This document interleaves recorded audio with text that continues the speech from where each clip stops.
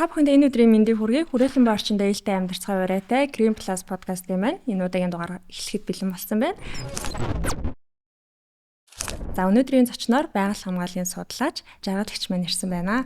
За бид хоёр өнөөдөр уур амьсгалын өөрчлөлт, за биологийн олон янз байдал, мөн дээрээс нь уур амьсгалын өөрчлөлт нөлөөлөх бас нэгэн хүчин зүйл болох бидний өдөр тутмын хэрэгэлдэг хоол хүнсний талаар болон маш олон судалгаатай, сонирхолтой яриаг өрнүүлэхээр бэлдсэн байна. Тэгээд танд энэ өдрийн мэндийг хүргэе. За баярлалаа. Чамд ч бас энэ өдрийн мэндийг хүргэе. Тэгээд байгаль их дэлхийд ээлтэй ийм амьдралын хэв маягийг уриалсан, байгальдаа ээлтэй байхыг хүн бүхэнд сануулсан ийм сайхан санаачлал гаргаад ийм подкаст хийж танаа хамт олонд маш их талархаж байна. Мөн чамд ч гэсэн амжилт хүсье. Энэ нэвтрүүлгийг үзэж байгаа бүх хүмүүст бас амжилт хүсье. Баярлалаа. За хоёлаа яриагаа уур амьсгалын өөрчлөлтийн яг одоогийн нөхцөл байдалтай ямар төвшөнд явж гин гэдэг талаар ярьж эхлэе. Одоо шинэ мэдээллүүдийг та бас айгу ойр байгаа учраас мэдж байгаа бах тий. Энэ талаараа яриад. Яг нь миний хувьд бол нөгөө яг уур амьсгалын өөрчлөлтийг судалдаг судлаач хүн бол биш. Би нөгөө байгаль орчны ялангуяа биологийн олон янз байдал гэж хэлдэг тий. Ингийн үгээр хэлэх юм бол амьтан уран бол амьд оршихуйн хамгаалахад ямар арга хэмжээ авах шаардлагатай вэ гэсэн тийм стратегийн чиглэлийн байгаль хамгааллын шинжээч хүн л дээ. Тэгээд би бол яг өнөөдөр иргэн хүний хувьд те бид нар чинь бүгдээрээ л дэлхийн дээр ганцхан дэлхийтэй ганц дэлхий дээр амьдарч байгаа дэлхийн иргэн гэдэг хүний хувьд л тэр өнцгөөс нь ярих гэж бодлоо. Тэгэхээр уур амьсгалын өөрчлөлтийн нөхцөл байдал бол ямар хурцтамал байгааг хүн бүхэн өдөр тутамдаа бол мэдэрч эхэлж байна. Тэгээд ер нь албан ёсны тоо баримтыг дурдах юм бол 800 гаруй эрдэмтдээс бүрдсэн засгийн газар хоорондын уур амьсгалын хороо гэсэн хороо бол тогтмол тодорхой хугацаанд бол өнөөгийн дэлхийн уур амьсгалын өөрчлөлтийн нөхцөл байдлыг дүгнээдэн гэж тайлан нэгдсэн үндэсний байгууллагад гаргаж өгдөг тий. Тэгээ жил болгон уур амьсгалын өөрчлөлтийн дэлхийн дээд хэмжээний уулзалтууд талуудын байх хурал гэж ярьдаг COP гэдэг тий. Тэр болдог. Яг одоо энэ цаг үед бол уур амьсгалын өөрчлөлтийн COP болж байна. Тийм. Тэгэхээр сүүлийн мэдээг харахад ямар ч үсэн уур амьсгалын өөрчлөлт бол 1.1 хэмээр дэлхийн температур нэмэгдсэн гэж үзэж байгаа. Гэхдээ энэ бол нөгөө дундаж үзүүлэлт шүү дээ тий. Дэлхийн өнцөг болон бүрт газар болгонд өөр байгаа. Манай орны хувьд хэд чинь 2.3 хэмээ өөрчлөлттэй дэлхийн дунджаас хамаагүй өндөр явж байгаа. Тэгэхээр уур амьсгалын өөрчлөлт нэг ноцтой зүйлийг тэр 23 онд гаргасан хамгийн сүүлийн 6 дугаар тайлан дээр COP-д зориулж олон улсын эрдэмтдийн гаргасан тайлан дээр бол юу гэсэн байсан бэ гэхээр уур амьсгалын өөрчлөлт 2019 онд оргилцэгт хүрсэн. Энэ бол ингээд өмнө нь уур амьсгалын өөрчлөлийн талаар яриаггүй биш ярьсаар л байсан тий. Сүүлийн 30 жил бол эрчимтэй ярьсан. Гэтэл 19 он бол бидний юугаар бол нэг хугарлын цэг гэж ярьдаг шүү дээ тий. Тийм ингээд хамгийн шийдвэрлэх тэр цэг тийм үү. Графикаар бол энгийн үгээр хэлэх юм бол нэг галзуу уулгана гэдэг тоглоом дээр ингээд тоглохын тулд ингээд доороос ингээд өксөж явжал хамгийн оргил цэгт ингээд өөрөөр доош уруудахад тэрийг ингээд тэр төхөөрөмжөө зогсоох ямарч боломжгүйгээр хурдтайгаар урууддаг тий. Тэгэхээр 19 он бол яг тэр оргил цэг байсан. 19 онд уур амьсгалын өөрчлөлт 10 онтой харьцуулахад уур амьсгалын өөрчлөлт маань ерөөсө 12%-аар нэмэгдсэн. 90 онтой харьцуулах 54%-аар өссөн. Тэгэхээр 90 он гэдэг чинь юу гэсэн үг вэ те? 2000, 2010, 2020 сүүлийн 30 жил бид нэр асар хурцтай 54%-аар гэдэг чинь бол ерөөсөө аимшигтай. Тэгээд 19 онд ер нь жишээлбэл нөгөө метан түүхэнд үйлдвэрийн хувьсгалаас хойш түүхэнд байгаагүйгээр хамгийн өндөр цэгтээ өрсөн гэж ярьж байгаа байхгүй. CO2 хамгийн өндөр цэгтээ өрсөн. Гэх мэтчлээ бүх үзүүлэлт хамгийн оргил түвшиндээ өрсөн. Тэгээ бидний хамгийн том амссан хохирол мэдэрсэн зүйл бол 19 онд ковид гарсан тий. Тэгэхээр ер нь тэрнээс хойш бол нөгөө байгалийн гамшигын давтамж бол асар хурдцтай явагдаж байгаа. Тэгээд дэлхийд даяараа бол 1.5 хэм тогтоон барья гэд Парисын хэлцээрт ихэнх орнууд гар үсэг зурцсан ингэ явж байгаа шүү дээ тий. Тэгэхээр COP29 гэж жил болгон болж байгаа тий. Улс үндэстнүүдийн томоохон төлөөллүүд очиж оролцдог. Тэгээд тухайн жилийнхаа туршид нүүр сүчлийн хийгээ хэрхэн бууруулсан талаар тий тайлан байдлаар ингэ хоорондоо ярилцаж хэлэлцээд бас шийдэл гаргаад явдаг. Энэ жилийнх бас нөгөө яг энэ чиглэлийн бас одоо санхүүжилт тал руу илүү төвлөрсөн байна гэж би уншиж исэн. Тэгэхээр одоо яг уур амьсгалын өөрчлөлтийг бууруулахын тулд бид нар яг чухам юуг хийх ёстой юм те? Одоо иргэн бүр за тэгээд улс үндэстэн ингээд яг чухам юун дээр илүү анхаарах ёстой вэ? Маш олон талын мэдээлэл байдаг, маш олон зүйлийг хийх хэрэгтэй болоод идэг те. Тэг хүмүүс бас төөрөлдөөд тэр болгон за надад чамралтай юм уу да гэж бас бодож байгаа толгойд бас үгүйсэхгүй гарахыг те. Тэгэхээр таны хувьд яг энийг бүр ингээд яг бид юу хийх ёстой вэ? Юун дээр нэгдэх ёстой вэ те гэдэг дээр яриач. Тийм тэгэхээр бол яалтчгүй одоо нөгөө нэг эн чинь хүн төрөлхтний өөрөө оршихуйс тий бидний үнэхээр хаалгыг ингээд тогшиж байгаа зүйл байгаа байхгүй тий. Одоо саяхан гэхэд Испанд болсон тэр үер ганцхан өдрийн дотор бүтэн жил ордог бороо норцсон тий хавар болсон тэр юунд Сауди Араб тий Дубайд болсон үер гэл гих мэтчлэн манай оронд ч гэсэн ер нь бол маш их байгалийн амшигт болж байгаа. Тэгээ тэрийг бол бид нөгөө хүн амын сэрийг тархуу байрлалтаа их хөвчлэн төвлөрсөн хотуудад ингээд байрлаж байгаа учраас нөгөө хохирол хүн ам цөөтөө учраас нөгөө хохирлын хэмжээ бага харагдаж байгаа боловч яг бодит байдал дээр манай орон ч гэсэн байгалийн амшигт үзэгдлийн давтамжуул асар хурдцтай нэмэгдсэн байгаа шүү дээ. Тэгэхээр бол би дахин хэлье би бол нөгөө иргэн хүнийхээ хувьд өөрийнхөө байр суурийг илэрхийлж байгаа. Тэгээд одоо нэг ийм энэ COP одоо 29 бэлтгэл ажил болж тэр 8000 хуудастай тий 800 гаруй эрдэмтдийн бичсэн тэр тайлан гарч үзлээ л дээ. Тэгэхэд тэнд бол ингээд нэг юм актер дүгнэлт хийж байгаа байхгүй юу? Одоо яавал бид нэр энэ гамшигаас аврагдах юм бэ гэд тий. Тэр дүгнэлтэн дээр бол ерөөсө 2030 он гэхэд одоо ялгаруулж байгаа хүлэмжийн хийгээ бид нэр 33%-аар бууруулах хэрэгтэй гэж байгаа. 35 он гэхэд бол бид нэр 60%-аар бууруулах хэрэгтэй. Тий. 40 он гэхэд бид нэр бүр 70% бууруулах хэрэгтэй гэж байгаа. Гэтэл ингээд улс орон болгон өөрөө амлалт өгч байгаа шүү дээ. Тэр конвенцэд сур конвенцэд нэгдснийхээ хувьд тий тайлан бичиж хэмжээгээ бууруулна гэдэг. Тий тэр нөгөө National Determined Contribution гэж яриад байгаа. Тэр нь бол нөгөө үндэсний тодорхойлсон хувь нэмэр гэх юм да тий хүчилж орчуулвал. Тэгэхээр тэр амлалтуудыг бүгдийг ингээд базаад одоо хураангуулад үцгэд бол 30 он гэхэд 7%-аар бууруулж чадах юм гэж үзэж байгаа байхгүй. Тэгэхээр бол ингээд 43% зорилт тавьсан. 43% бууруулж ээж бид нөгөө мөрөөдөд байгаа 1.5 хэмдээ тогтоон барих гэдэг. Одоо өнөөдөр бол яг дундаж уур амьсгалын өөрчлөлтийн дундаж өөрчлөлт 1.1 тий гэж юм. Тэгэхэд 30 он гэдэг чи одоо 5 жилийн дотор одоо юу хийх юм дотор болчих гээд шүү дээ. Тэгэхээр энийг бол яаж бууруулах талаар ингээд 10 хариу арга хэмжээ тий. Уур амьсгалын өөрчлөлтөнд дасан цогцох гэж нэг юм яриад байгаа байхгүй юу? Дасан цогцно. Нөгөөх нь уур амьсгалын өөрчлөлтийг одоо цогсох хариу арга хэмжээ. Уур амьсгалын өөрчлөлтөнд төсвөртэй болох гэдэг. Дасан цогцох төсвөртэй болох асуудал бол хөгжиж байгаа буурын орн байтгаа хөгжсөн орнч айгу асуудалтай. Яг энийг ингээд тухаж ойлгуул. Яг тэгвэл тэр чинь одоо энэ тэр зүйлийг одоо хийхэд бол бид нэр ингээд технологи хөгжиж байгаа нь одоо давуу тал байгаа боловч энэ маань өөрөө нөгөө маш хурдцтай явагдаж байгаа үзэгдэл учраас тэр хурдыг бид нэр одоо давж гарахгүй болчиход байгаа байхгүй. Одоогийн байдлаараа бизнес as usual буюу одоо өнөөдрийн хэрэгжүүлээд байгаа энэ замаар явал. Тэгвэл энд бол ингээд нэг юм суу ухаанч гэдэг юм уу те ямар нэгэн гарц асуудал зайшгүй харагдаж байгаа байхгүй. Тэгээд тэр гарцсан юу юм гэхээр яг энэ жил гэрлээ нөгөө нэг хонглын үзэл гэдэг шиг.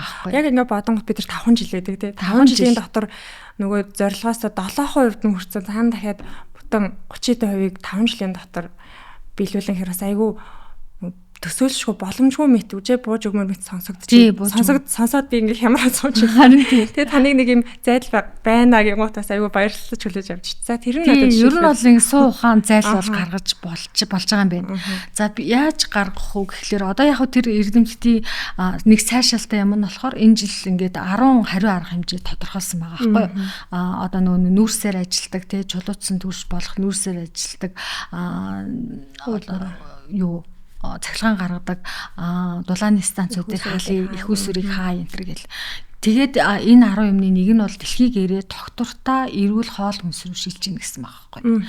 Тогтвортой эрүүл хоол хүнс рүү шилжин гэж хэлснийг бол ингээд тэгээ шилжчих юм бол одоо нөгөө газар экосистем суурилсан дороос экосистемийн хүн сэргээчтэй экосистем суурилсан хэлбэрээр бас одоо байгалаа өөрөөр энгийн үгээр тайлбарлавал байгалаа доройтуулахгүй байсан нь өөрөө сүйтгэхгүйгээр нь тий доройтуулахгүй байгалийн экосистемийг доройтуулахгүй байснараа л уур амьсгалын өөрчлөлтийг зогсоож асар том хувийн оруулахгүй. За тэгээд энэс юуг би онцлохыг хүсэж байна вэ гэхлээр штэ одоо нөгөө уур амьсгалын өөрчлөлтийг ингээд үүсгээд байгаа зүйл чинь бол хүлэмжийн байгаа шүү дээ. Тэр хүлэмжийн чинь дотроо нөгөө CO2, метан хий тэгэл айгүй олон хөлүүдэд хийнүүдэд хуваагдаж байгаа байхгүй. Гэтэл энэ юмыг ингээ наривчлаад яг хараад үзвэл нөгөө нүүрс төрөгчийн давхар эрсэл CO2 чинь агаар мандалд байх амьдралын одоо мөчлөг буюу хугацаа нь 60-аас одоо 300 жил одоо байна. Өнөөдөр бид нэр CO2-ыг бууруулах стратеги хэрэгжүүлэхэд 60-аас 100 жил тэр хата 3 жилийн 100 жилийн дараа үр дүн нь харагдана гэж байгаа байхгүй. Гэтэл метан хийг өнөөдөр бууруулчих юм бол ерөөсөө л 9-ээс 12 жилийн настай агаар мандалд одоо 9-ээс 12 жилийн дараа бид нэр эерэг үр дүнгийг хараад ирчих байхгүй. За тэгэнгүүт метан хийг юу ялгаруулж ирнэ гэдэг ингээ аваад үзэнгүүт өнөөдөр дэлхий дээр ялгаруулж байгаа метан хийгийн 60% хүн өөрөө үсгэсэн 40% нь бол байгалийн үйл явцаас үүсдэг гэж байгаа. Тэр 60% хин өнөөгийн бидний хүнсний тогтолцоо ялгаруулж байгаа байхгүй. Тэгэхээр бид нар хараа хүнсний тогтолцоогоо өөрчлөх боломж байгаа байхгүй. За тэгээд нэг өөр гайхалтай зүйл дэлхийгээрээ хүлээн зөвшөөрсөн бас нэг эерэг сайхан үр дүн юу гэхээр бодит байдалтаараа нүүр тулцсан. Бодит ингээ одоо дутагдлаа хүлээн зөвшөөрч эхэлж байгаа нэг албан ёсны бодлого гаргах төвшинт гэх юм уу да тий. Тэгэхээр одоо л бид нар арах хэмжээ авахгүй л энэ оршин тогтнолын асуудал муу юм байна гэдгийг хүлээн зөвшөөрсөн. Урд нь бол зарим нь баг уур амьсгалын өөрчлөлтийг чудлаач юм биш үү тий. Энд чинь нөгөө нэг тэртээ тэргүй дэлхий өөрөө өөрчлөгддөг, төвхөн ховсох хөгжилд ордог, эволюц явагддаг. Ингээл угаасаа л 65 мянган жилийн өмнө 5 дугаар мөхлийн өвхөл явагдсан. Тэр нь динозаврууд мөхчихсэн. Тэгэхээр байнгын л өөрчлөлт нь болдог штэ энэ төр гэх юм үзэл хандлагууд байсан штэ тий. Тэгэхээр энэ удаа бол нөгөө нэг энэ бол бидний яалтчгүй оршин тогтнол тэр нөгөө угаасаа дэлхийн өөрийнх нь эволюц буюу түүхэн өсөх хөгжлийн тэр хурдаас хэдэн зуун дахин илүү хурдтайгаар бид нэр дэлхийгээ өөрчлөөд байгаа, хүн төрөлхтөд өөрчлөөд байгаа гэдгийг ингээ ямар ч сүлийн зөвшөөрсөн. Тэнгүүтээ одоо нөгөө ур амьсгалын өөрчлөлтийн суурь конвенцээс гадна биологийн олон янз байдлын тухай конвенц гэдэг хоёр том конвенц биологийн олон янз байдлын асуудлыг бол ингээд дандаа уур амьсгалын өөрчлөлтийн хоёрдугаарт нь тавих хандлага байдаг гэсэн бол одоо энэ дүүцгүйцтэй өнөөдөр 6 дахь мөхлийн 900 яг мөн байна. Тэгэхээр энэ хоёр бол бие биенээсээ яг тамааралтай тий 1.5 хэмээр л хэрэг дэлхийн ур амьсгал өөрчлөгдчихвэл одоо энэ хурцтайгаа 6 дахь мөхөл буюу зүйлийн мөхөл 14%-аар плюс нэмэгдэн гэдэг хүлээн зөвшөөрч байгаа хгүй бүх шинжилгээ ухааны тоо баримтууд ингээд яалтчгүй хөдөлгөөнгөө баталчихж байгаа хгүй тий. Тэгэхээр хоёлоо нөгөө хоол хүнсийг ярихаас өмнө тэр сэдв бас нэлээд том их зүйл яригдах гэж байна. Тэрний өмнө яг одоо бидрийг 5 жилийн дараа хүлээж байгаа тий. Одоо нөгөө галзуу болгонд доошоо уруудаад баригдах боломжгүй болох цаг хугацаа бидний өмнө 5 жилийн хугацаа байна тий. Тэгэхээр энэ зүйл болохоос хэрвээ бий болчвол яах юм? Таны сайн хэлсэн тий биологийн олон янз байдлын 14 төрөл зүйл ингээд 14% тий одоо байгаа хувьас 14% нь гээд мөнхөх шатанд орсон мөнхөх боломжтой болчиход байна гэдэг. Тэгэхээр хэрвээ ийм зүйл болчвол бид нэр одоо ямар нөхцөл байдал бидрийг хүлээж байна вэ гэдгээ төрүүлээд бас ярьсан илүү зүгээр юм болов гэж бодож байна. Та энэ талаар дэлгэрүүлээ яаж. Ер нь бол одоо ингээд нөгөө бид тэр нийт дэлхийгээрээ тэ нэг хүлээж зөвшөөрсөн зүйл бол ерөөсөө бид нэр тогтолцоо одоо байгаа тогтолцоогоор нөөцлөе хиний санаанд оромгүй зоригтой алхмыг хийгдэг хүлээж зөвшөөрсөн байхгүй. Тэгэхээр бид нар чинь бүгдээрээ нэг тогтолцоон дотор амьдарч байгаа байхгүй юу? Одоо боловсролын тогтолцоо тийм үү хүүхдүүдийг 6 настайд манай сургуульд оруулж ийн дараа нь ингээд бага сургууль, дунд сургууль, ахлах сургууль тэгээд бакалавр болгоо магистр, доктор гэдэг нэг юм боловсролын тогтолцоон дотор бид нэр байна шүү дээ. За эрүүл мэндийн бас тогтолцоо тийм үү тэгээд хүнсний тогтолцоо гэдэг тогтолцоонууд дотор бид нэр оршин тогтнож байна. Тэр ингээд тогтолцоогоор нь өөрчлөх зайлшгүй шаардлагатай байна гэдэг бүх даатануудыг одоо цуглуулсан байгаа байхгүй. Тэгэхээр чи сая маш чухал юмыг асуулаа л да. Яг гэвэл 5 жилийн дараа энэ ингээ болох биш. Одоо ч 5 тэрийг ярьж байхад тэг бүхэл бүтэн зүйл юм хөл явагдаж байгаа байхгүй.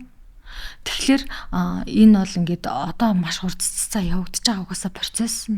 Тэгэхээр ингээ хүмүүс ерөөсөө ингээ юмыг зөв мэдээлэлээр маш сайн хангадах хэрэгтэй. Бас дээр нь тэр зүйлийн мөхөл бидний амьдралд хэрхэн нөлөөлөх вэ те? Хүмүүс одоо бас тэрийг одоо магадгүй экологч байгалийн чиглэлийн одоо судлаач ч юм уу те мэргэжлийн бус энгийн хүмүүс энэ подкаст үзчихвэл зүйл гэж юу ярьж байгаа юм те? Зүйлийн мөхөл нь одоо бидний амьдралд хэрхэн нөлөөлөх вэ гэдэг талаар бас асууж мэдгүй байж байгаа бах те тэр талаар. Ер нь бол одоо нэг бидний амьдралын суурийн үндэс болсон зүйл чинь бол нөгөө юу юм гэхлээр тэр амьд оршихуул байхгүй. Ямарваа нэг амьд оршихуй бид нар энэ дэлхий дээр одоо дан цементээр бүрхэгдсэн ганцхан хүн оршдог дэлхий дээр байхгүй байгаа шүү дээ. Тэгэхээр тэр маш олон зүйлийн ургамлууд байна. Маш олон зүйлийн микроорганизмууд байна. Тэгээд амьтад байна тий. Амьтад гэхэд чинь одоо янз бүрийн төрөл зүйлийн амьтад байна. Тэгээ энэ бүгд чинь л тэр нөгөө хүн амьдрах бусад бүх оршихуунууд амьдрах тааламжтай биосферыг үүсгэсэн байгаа тий. Тэр хүн гэдэг амьтан бол хүн гэдэг бол нэг талаараа нийгмийн нөгөө талаараа биологи утгаар нь авч үзвэл дэлхий дээр байгаа ганцхан л зүйл Homo sapiens аахгүй. Тэгэхээр энэ шиг асар олон мянган зүйлүүд одоо тодорхой хэмжээнд тогтвортойгоор ингэж бүх цагуурын тэр одоо партнууд гэж яриад байгаа тийм энэ тэнцвэртэй юм тогтвортой климакс хэлбэрлүүгээ энэ манай экосистемүүд ортлоо хэдэн сая жилиг тулж иж одоо ийм сайхан климакс төвшөндөө хүрсэн байгаа шүү дээ.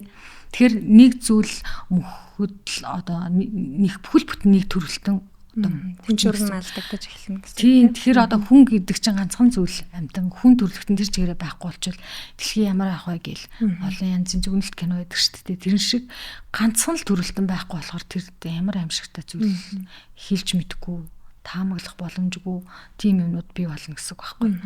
Тэгэхээр яг зүйлийн мөхлийн бид нэр яг 6 дахь 900-д амьдарч байна гэдгийг бол 22 онд дэлхийн биологийн янз байдлыг хамгаалах тэр стратеги төлөвлөгөө гарах үед бол дэлхийн нийтээр албан ёсоор хүлээн зөвшөөрсөн.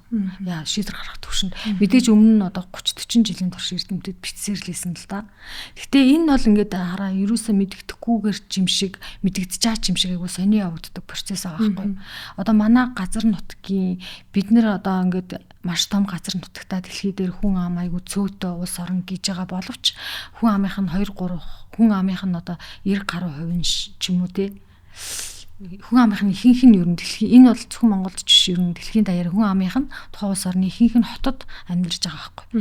Үлдсэн газар нутгаа бид нэр хинт зориулж яах вэ гэхээр ингээд 60-аас 85%-ийг мал аж ахуй зориулчт юм байна л да.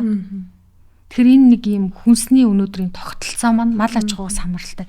Энэ тогтолцоо маань өөрөө биднийг ингээд хөөхөд хүрэж байгаа юм байна гэдгийг л дэлхийд даяараа яг одоо ойлгож эхэлж байна л да. Тэрний нэг баталгаа нь бол ингээд Оксфорд их сургууль дээр одоо өнөөгийн мал аж ахуй, хөдөө аж ахуй, хүнс гэсэн тийм том төсөл дэлхийн бүх шилдэг эрдэмтдийг цуглуулад ингээд энэ бидний тогтолцоо яг юунд буруу байгаа юм бэ? Яаж тэгвэл өөрчлөх юм бэ гэсэн том суурь судалгаа хийсэн байгаа байхгүй. Энэ суурь судалгааны гарсан үр дүн бол нэг high impact factor сэтгүүлгээд байгаа шүү дээ. Нөгөө асар нарийн шалгуураар шалгагддаг тэр сэтгүүлүүдэд бичигдсэний ачаар одоо өнөөдөр 23 онд гарсан тэр засгийн газар хоорондын эрдэмтдийн хороо гэж яриад байгаа тийм. Intergovernmental panel гэдэг эдний тайланд иш татаж тусгагдаад тэр одоо ур амьсгалын өрчлөлтийг зогсоох 10 зүйлийн нэг нь өнөөдөр бид нэр эрүүл тогтвортой хоол хүнс рүү шилжинэ гэж байгаа юм. За тэрийг юу гэсэн үг гэхээр эрүүл гэдэг нь хүний биед ч үрд нь эрүүл гариг дэлхийд ч бас эрүүл тогтвортой гэдэг нь sustainable те нөгөө мөхөх тогтолцоо маань өөрөө тэр оршин тогтнолоо мөхөх хэмжээнд хүрсэн байгаа байхгүй юу?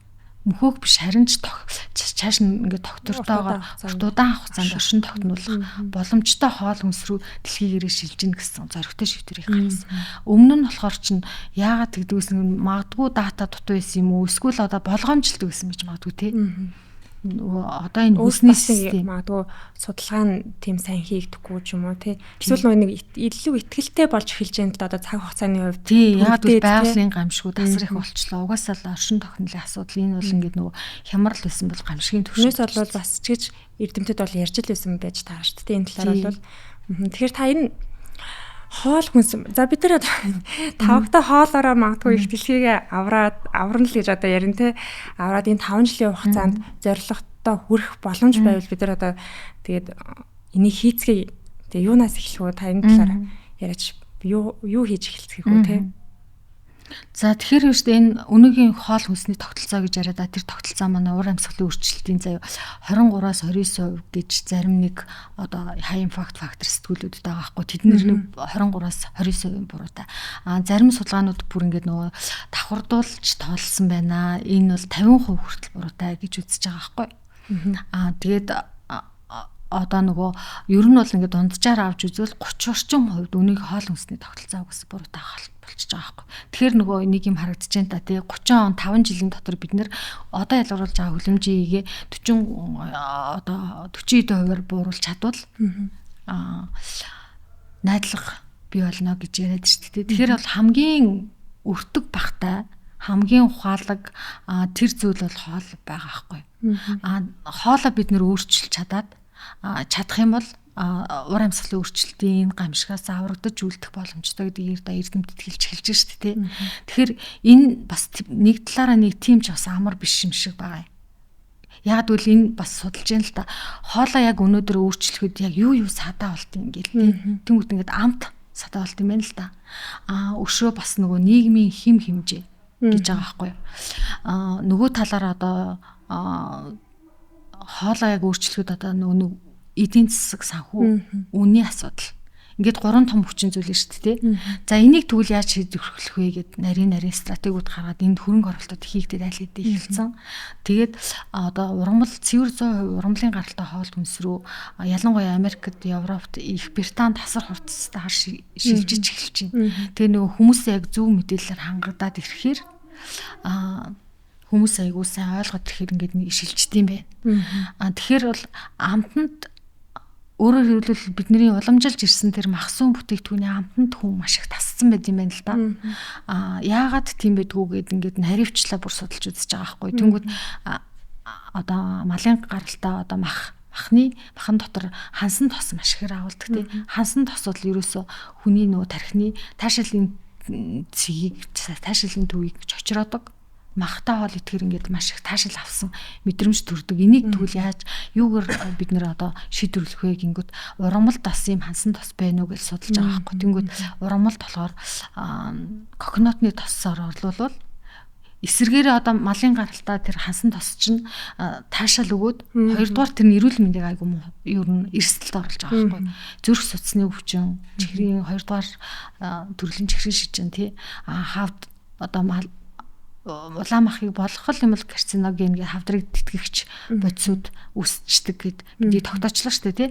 Гэтэл нөгөө нэг ургамлын одоо хасан тосоор орлуулвал ялгаагүй баш таашаал өгнө. Гэхдээ эсэргээрээ эрүүл мэндэд ямар ч хор нөлөөгүй юм байна гэж байгаа байхгүй. За тэгээ хүн төрөлхтөн нөө ингээд махнаас яг юу авд юм бэ гингүүд нэг уургийнхаа тодорхой хувийг 18 хүрэхгүй тий илчлэгээ. Тэг энийг бол ургамлаар бүрэн орлуулах боломжтой нь бол харагдаж байна. Тэгээд энэ дээр бол маш их судалгаа хөгжүүлэлт явагдаж байна. Гэхдээ нэг гайхалтай зүйл гэвэл хүмүүсийг яг одоо Америкт, Англид, Их Британд асар хурцтай веган болж ийн гэж ааш 100% ургамлын гаралтай хоол. Энэ хөдөлгөгч яг хүчин үеийн гэхэлэр ерөөсө хүмүүс ингээд маш ухаалаг эерэг зүйл рүү тэмүүлдэг инстинкттэй. Тэр утгаараа өнөөдрийн миний хийж байгаа сонголт шүү дээ. Дэлхийгээ өөрчлөхөд хувь нэмэр оруулж байгаа би маш сайхан зүйлийн нэг хэсэг нь болж байгаа гэдгийг хүн мэдрэхээрээ ингээд Аз жаргалын гормон өөр ирэхгүй үүсдэг гинэ. Тэгээ ер нь бол ингээд бид нар ч гэсэн мэддэг шүү дээ. Ингээд зөв юм хийхээрээ тэр өдөртөө л ингээд маш баяртай Аз жаргалтай байдаг. Зөв зүйл рүү тэмүүлэхээрээ ер нь хүн маш гоё болдог шүү дээ. Тэгэхээр ингээд тийм тэрийг нь аюу сайн ойлгуулж өглөөр хүмүүс асар хурдцтай юм. Би өнөөдөр маш зөв зам дээр зогсож байгаа юм байна. Би маш зөв шийдвэр гаргасан юм байна. Хоёрдугаарт ингээд амар том юм яриад энд за ингээд найдлагагүй бууж өгөөд надаас хамаарлахгүй энэ дэлхийн асуудал юм байна гिचхээр ингээд шийдвэр гаргахад аюу хүнд байт юм байна. Тэгэхээр нэг хүн л өөрөө жишээлбэл хувь нэмрээ оруулахад л дэлхийд нөлөөлж болж байгаа. За маш сонирхолтой. Тэгэхээр та түрүү нөгөө хэллээ шүү дээ. Бид нар ингээд тогтолцоогоо өөрчлөх хэрэгтэй боллоо тий. За тэгвэл хоол хүнсний салбарын тий хоол үйлдвэрлэлийн салбарын тогтолцоог бид нар одоо ямар байгаа учраас уур амьсгалын өөрчлөлтөнд энэ өндөр хувийг өөрчлөх нөлөөлөл үүсгэж байгаа тий. Бас яаж өөрчлөвл бидний энэ эерэг өөрчлөлтийг бас авчрах шалтгаан болоод байгаа гэдэг талаар та тайлбарлаж байгаа ч юм. Яагаад миний идж байгаа хоол ер нь уур амьсгалын өөрчлөлтөнд биологийн хоолын янз байдал хамааралтай вэ гэж хүмүүс гайхаж магадгүй те. Гэтэл нөгөө нэг газар нутгийнхаа 85 орчим хувийг бид нар малдаа тавьдаг. Малдаа зориулчт юм байна л да. Тэгмүү цэнгэг усныхаа 70% мал аж ахуйд зориулчдаг байгаа байхгүй. Тэгээд нөгөө нэг мал аж ахуйн салбараас үүсэж байгаа тэр хөрсийг одоо нөгөө бохирдуулж байгаа хэлбэр одоо усыг бас бохирдуулж байгаа тий. Дээр нь тэр хүлэмжийн хий ялгарл, метан хий яага ялгаруулж байгаа гэхэлэр нөгөө хивэгч мал өөрөө биологийн бүтцээс нь хамаарат тэр олон одоо хивэгч мал гэхээр энэ юу штэ адуунаас бусад мал гэсэн үг тий. Хөр ямаа хонь тимээ энэ амьтдын нөгөө ходоодны бүтц нь өөрөө олон тасалгаатай байдаг. Тэгээд гүзээтэй байдаг. Тэгээд тэн дотор нөгөө олон төрлийн бактериуд эдсэн хоолыг задлж яадаг. Тэрнээс нөгөө үүдэлтэйгээр ингээд бета хийх ялгарч байгаа юм байна л да. Тэгээд өнөөдөр 7 тэрбум хүн 70 тэрбум одоо малыг мэдэлж байна. Хоол хүнсэнд гэтэл энийг ингээд ургамлаар оруулах бүрэн боломжтой. Ургамлаар хэрвээ орлуулчих юм бол уур амьсгалын өөрчлөлтийг 50%-аар зогсоох боломжтой гэж байгаа байхгүй. Тэгээд нөгөө нэг газар нутгийн чинь 80% бид нэр мал зориулаад доройтлыг цүлжилт доройтлыг үсгэж байгаа байхгүй. Тэгэхээр энэ цүлжилт доройтлын асуудал юу ачна шийдэгдэн. Тэнгүүдийн маш их газар нутгаар чөлөөлөгдөн. Чөлөөлөгдөхөөр тэр стратеги дээр яаж авах. Чөлөөлөгдөхөөр бид нэр экосистемийг байгалийн унган төрхөөр нь доройтлоос нөхөн сэргийж боломжтой болж ирнэ. Газар бий болно гэсэн үг шүү дээ. Сэргээгдэх газрууд бий болно гэсэн үг тийм. За энэ ингээд нэг дэлхийн юм яриад байгаа юм шиг боловч яг Монгол яагаад ингээд copy paste гэдэг шиг жижигрүүлсэн дэлхийн хувилбар бүх проблемууд манад байгаа байхгүй. Бид нэр газар нутгийнхаа 78% тодорхой хэмжээ их бага хэмжээгээр цөлжилтөнд бүртгүүлсэн байна. Тэгээ манай ус ч одоо 26 онд нөө цөлжилтийн copy зохион байгуулах хост орон зохион байгуулагч орн болох гэдэг шүү дээ. Тэгээд газар нутгийн маань 78% бид нар мал аж ахуйд зориулчихж байгаа байхгүй. Тэгээд энэ маань бол өөрөө ингээд байглаас асар их экосистемийн үйлчилгээ гэж ярьж байгаа тий. Мөнгө төлөхгүйгээр асар их байгалийн нөөцийг ашиглаад хүний хөдөлмөр дээр нэмэгдээд ингээд бид нар тэр ашигыг олж байгаа боловч ингээд ашиг олоод байгаа юм шиг амьдралын маань тэтгээд байгаа юм шиг харагдаад байгаа байхгүй. Гэтэл маш их татаасууд буюу эдийн засгийн хувьд тэр чинь одоо махны татаас, сүүний татаас, ноол уурын татаас, ноосны татаас, арь ширний татаас гэж тэр чигээр нь татаасан дээр тогтчихж байгаа байхгүй. Нөгөө талаар манайх бол ихэнх нөгөө юугээ одоо үлийг яаж өнтөө даван туулах вэ гэдэг ихэнх төсвөө зарцуулчихдаг байхгүй. Тэгэхээр ингээд яаж ч буцсан тогтолцоогоор ингээд харангууд энэ ингээд юусэн ингээд болохгүй байгаа байхгүй. Шулуухан хэлэхэд ингээд сүнжээ салбар байгаа байхгүй.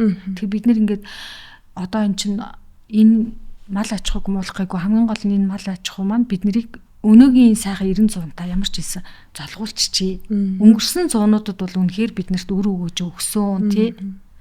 Энүүнийхээ хүчинд ингээд амьдарч исэн байж болох юм. Гэхдээ яг экосистемийнхаа даацынхаа өрөөнд 25 саяас илүү гарахгүй ингээд доктортой байсан байж болох юм л та. Гэхдээ яг одоо бол энэгээр одоо ингэж эдийн засгийн үр өгөөж олоод урт удаан хугацаанд доктортой орших ямар ч боломж харагдахгүй байгаа.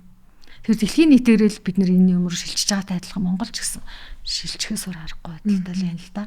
Оршин тогтныг гэж хүсэж ивэл. Тэгэхээр одоо богино хугацааныхаа зорилгын төлөө бид нар урт хугацааныхаа амьдрах хугацааг ер нь бол сүйтгэхэд энэ бол гэсэн үг болчиход байна шүү дээ. Яг л одоо өнөөдрийнхөө идэх хоол, амьдрах орон байрыг бэлдээл тэгээд тэр маань өөрөө бидний хувьд одоо бараг 5 жилийн настай 5 жилийн дараа маш өөр нөхцөл байдалд хүлээж авах болж байна шүү дээ. Бидний амьдралын хэм маяг шал өөр болно тий. Одоо ингээл дураараач аялж зугаалж амьдрах боломжгүй дэлхийн нийтээрээ бодлого чинь. Тэгэхээр энэ тогтолцоог одоо хэр хугацаанд бид нар өөрчлөж чадах вэ тий. Тэрний тулд одоо яг Монгол улс болон дэлхийн нийтээрээ юунаас эхлүүл гэж та харж байна. Ер нь бол ингээд иргэн нэг бүр хүн нэг бүр маш үн цэнтэй дэлхийн капитал аахгүй юу? Маш үн цэнтэй. Одоо өнөөдөр чи би одоо хэн бидгийн тий хэний хүн бүгдээрээ маш үн цэнтэй. Оюун ухаанд хүмүүс. Тэгэхээр нэг хүн л өөрчлөлтийг хийхэд дэлхийд нөлөөлнө гэж үздэг байхгүй юу? Одоо Энэ бол шинжлэх ухааны юм яриаггүй би нөгөө нэг бэлгийн талын юм ярьж байна л да. Бэлгийн талын мэдлэг, бэлэг ухааны. Тэгэхээр нөгөө бид нар чи ингээд энэ арга бэлэг хоёрыг хосолж яж амьдрал бүтэн болно гэж ярьдаг шүү дээ тий. Тэгэхээр нөгөө нэг энэ аргын талын тогтолцоогоор хит явцсан. Одоо сургуулийн системээр тогтолцоогоор явж байгаа боловсрал маань ерөөсөө энэ шинжлэх ухааны аргын талын боловсрал. Бэлгийн талын боловсрал гэдэг бол бид нар өөрсдөө бас тэр бэлэг оюунаараа дотоод зүүн бэлгийн хөгжүүл, сүнсээ хөгжүүлэх тэр боломж байгаа шүү дээ. Тэгэхээр нөгөө талаас авч үзэх юм бол ингээ хүн нэг бүрийн гаргаж байгаа шийдвэр бол ерөөсөө маш том эргээр нөлөөлөх боломжтой. Тэрийг шинжлэх ухаанаар нь авч үзвэл хүн өнөөдөр л нэг л өдөр одоо ургамалт цуурсан 100% хоол идэхэд л асар их хэмжээний ус хэмнэн бүхэл бүтэн одоо амьтны амийг аварна тий. Үүний цаана биологийн олон янз байдал буюу тэр амьд бидний оршин тогтнолын суурийн үндэс болсон амьд оршуу аврагдаж хамгаалагдана гэдэг. За энэ яг хөө ингээд 6 дахь мөхөл явагдаж байна. Монголд бол ямар ч зүйл амьтан мөхөөгүй штэ гээд дэлхийн глобал юм ярьж ийн гэж хэлж магадгүй. Гэхдээ л Монголд яг адилхан дэлхийн процесс бас явагдаж байгаа байхгүй. Манай улс бол ингээд нөгөө дэлхийд ховор асар олон зүйлийн амьтдтай. Дэлхийн өөр хаанч байхгүй эндемик ургамлуудтай тий. Тэгээ дээр нь нөгөө бидний нөгөө мэддэг одоо мазалаа, хавтгаа, хулан энтер гэл гайхамшигтай бахархал болсон зүйлүүд нь шүү дээ. Хулан гэхэд чинь л нөгөө дэлхий дээр хамгийн том үлдэж хоцорсон хамгийн том сүүлчийн популяц гэж аахгүй. Монгол чинь хулан бол одоо энгийн үгээр хэлбэл нөгөө зэрлэг гэлчигний үг одоо хүртэл амьд байна гэсэн үг байхгүй тий. Хавтгаа тимээж мазалаа эднэр яагаад тэр огт хүн амьдрахад хэцүү тэр говийн алтан өвөр говьд үлдсэн бэ гэхэлэр энэ чинь нөгөө хүний л нөлөө байхгүй. Тэр олон тэдний амьдралыг тэтгэдэг баян бүрдүүдийн хүн эзэлсэн. Тэгээд шахагцаараа байгаа л тоо толгойн зүүрж байгаа байхгүй. Тэгэхээр бид нар бол аргал янгэр эднэрийн одоо тархац нутагтаад малын тархац нутагт автсаад байгаа байхгүй тий. Тэгэхээр амьтад бол өнөөдөр амьдрах орон зайгаар шахагдчихж байгаа байхгүй. Тэгэхээр бид нар ялгаагүй дэлхийд болж байгаа процессууд бас болж ийн гэсэн үг. Нөгөө талаар манад ингээ ажиглагдаж байгаа нэг бид нар тэрийг хэвийн үзэгдэл юм шиг бодоод байгаа зүйл бол ингээ бид нар зуд гэдэг нэг юм руу чигчиж байгаа байхгүй юу. Тэр болохоор үүштэй энэ олон мал зудан төхлөө гэж ярьдаг. Энэ бол ингээд нэг талаасаа даарад өсөөд хүчж байгаа байхгүй. Зун нь хангалттай тарах тэрэг аваагүй мал өвлийн тэр тэсгэм хүүтэн хаврын тэр шуургыг дааж чадахгүй өсөөд даарад хүчж чинь. Тэгээд тэр олон одоо амьтдыг өрсүүлж дааруулж олон саярна хүүлнэ гэдэг бол энэ нөгөө нэг одоо амьтны юу гэж хэлэх юм бэ тий амьд оршихуун эсрэг хийж байгаа үйлдэл болчихж байгаа байхгүй юу. Хэд олнод юу тоо толгойг нь амьдрах орчинд даацаасаа хитрхи. Тэр бол ингээд зудрууч ихэд байгаа болохоос хүний буруу байхгүй. Хүний буруутай үйлдэл. Тэгэхээр энэ animal welfare буюу тэр амьтны өөрийн бас орших хэрэгтэй. Бүхий л нөгөө нэг оршуунууд чинь амьдрах хэрэгтэй байдаг гэдгийг бас шинжлэх ухаанаар бол хүлээн зөвшөөрсөн шүү дээ. Яг гэвэл хуучин дэлхийн даяар улаан ном гэд дандаа нөгөө эдийн засгийн ач холбогдолтой тий харахад гоё царайлаг гэх юм уу тийм ээ тийм амьтдыг бүртгэдэг байсан бол одоо улаан данс гэд бүх амьтад дэлхий дээр нөгөө өөрийн гэсэн оршин тогтнох хэрэгтэй. Өөрийн оршин үнцэнтэй. Тэгэхээр тэрийг ямар ч амьтан байсан бол нөгөө нэг хамгаалж хадгалж үлдэх зайлшгүй шаардлагатай гэдэг концепцээр айлгдээ орцсон. Тэр утгаар нь тэр амьтдыг тийм олноор нь бүүнөр нь одоо хүүлнэ гэдэг бол ерөөсөө аимшигтай том үр дагавар л та. Яг бэлгийн талаас нь авч үзвэл тэр бол аюу том үйл өрнөдөл унаад байгаа юм л та. За тэгэхээр жаргалагчдыг бас аюу сонирхолтой яриаг өрнүүлж байгаа. Тэгээд бас асуумаар санагдаж байна. Таны би ч гэсэн өөрөө бас экологч мэргэжлийг сонгоод судлаад ингээд анхлан суралцагч хүн. Тэгэхээр байгалийн ухааны салбар руу бас яг л нөгөө нэг өөрийнхөө стажинхэн ихтгэл үнэмшилтэй сонирхолыг дагаад нэлээд хожуу орсон байдаг, сонгож орсон байдаг. Тэгээ таны хувьд ер нь ямар тань чиглэлээр та судалгааны ажлууд хийж исэн, хаана бас ажиллаж исэн тий тэр талаасаа бас манай сонсогчд бас хуваалцааж бид хоёр бас их олон талын өргөнд ингээд сонсоо суужгаад өргөн талын тий мэдээллүүдийг авч ийн. Тэгэхээр та өөрийгөө бас нэг танилцуулаад судалгааны ажлуудаа бас танилцуулж магадгүй одоо над шиг те дөнгөж ингээд суралцаж явж байгаа судлаач хүнд таны бас тэр судалгааны ажлууд болон те ажлын карьер бас илүү сонирхолтой байж бас магадгүй бодож байна. Ямар ч гэсэн чамд маш баяр хүргэе те ийм мэрэгжил сонгож энэ чиглэлээр сурж өөрийгөө байнга хөгжүүлж аваад би болохоор яг биологч бол үндсэн мэрэгжил маань биологч. Тэгээ дараа нь экологоор яг классик экологоор магистр хамгаалсан. Тэгээд яг хуу байгаль орчны салбарт нэг 10 гаруй жил 15 6 жил ингээд ажиллаад байгаль орчин гэхлээр хөвчлэн л яг амьтан ургамал хамгааллын чиглэлээр ажиллаж исэн л да. Тэгээд би нөгөө юу яасан юм нэг тэр үедээ бол яг олон улсын байгууллагт ер нь мөсө төгссөн. Тэгээ олон улсын байгууллагт дандаа ажилладаг байсан. Эхлээд яг дөнгөж төгсөнгүүтээ нөгөө Rally International гэдэг Английн Их Британий нөгөө хатан хааны офицеруудын үүсгэн байгуулсан тийм байгууллагт нөгөө Монголд ах төлөөлөгчөөр нь ажиллаж ирсэн. Тэгээд тэнд бол нөгөө тухайн үед нөгөө манад ч маш их түүмэр гарч ирсэн 90-ад оны хураашлын жилүүд байсан насар их түүмэр гарч ирсэн хүмүүсийн амьдрал маш хүнд тэгээд нөгөө байгалийн баялагаас айгүй хамааралтай амьдардаг тийм хинтийн нуруунд тэр төслийг бас бид нэр тэр үед хэрэгжүүлж ирсэн тэр үед бол нөгөө бугуун ивэр маш их түүдэг тийм хулгайн агнуур асар хийдэг ерөөсө байгалаас мөнгө олох боломжтой бүгд рүү дайрдаг бүх хүн ажилгүй болцсон 90 оны тэр шилжилтийн үе бол хүмүүст маш чочирдмор тийм хугацаасан тэр үед амьдрах аргаа олохгүй тий ер нь нийгмийн шилжилт тогтсон болсон хүмүүс мэдж байгаа тий тэр үед тэр Английн засгийн газрын дэмжлэгтэй төслийг хариуцж Их Британий Rally International гэх байгууллагад ажиллаж байгаа дараа нь Нүүбийн байгаль орчны хөтөлбөрчин дотроо олон салбаруудтай дэлхийн биологийн World Conservation Monitoring Center гэдэг дэлхийн биологийн олон янз байдлын хяналтын төвгээд Кембрижийн хотод Их Британий Кембриж хотод тийм байгууллага байдаг. Байгууллагт тэр нөгөө нэг Chevening гэдэг нэг scholarship жил болгон Их Британий элчин сайдын яам Их Британий засгийн газраас ирэн зарлдаг шүү дээ. Тэр бол тэр жил нэг өвөрмөц чивнэ зарласан юм. Их Британий засгийн газар энэ манай өөрийн юугаар элчин сайд Монголд байдаг Их Британий элчин сайдаар дамжаагүй. Зүүн Азийн 6 орноос нэг тийм залуу судлаачийг Кембриж их сургуульд нэг жил зочин оюутнаар сургангаа тэр UNEP Нүүбийн байгаль орчны хөтөлбөрт ингээд мэргэжлийн ажил хийлгээд нэг хүн 3 төсөл хэрэгжүүлчихсэн аахгүй жилийн туршид. Тэгээ зүүн Азийн орнуудаас шалгараад би тэнд ажиллаж ирсэн. Тэгээд ирээд бас нөгөө Английн засгийн газрын шугамар Монгол Улсын их сургууль дээр төсөл хэрэгжүүлж агаад ер нь бол нөгөө Нүүбийн хөгжлийн хөтөлбөрт үндэсний зөвлөх тэгээд ахлах зөвлөхөөр богино хугацааны зөвлөхүүдээр нэлээх ажилласан л да.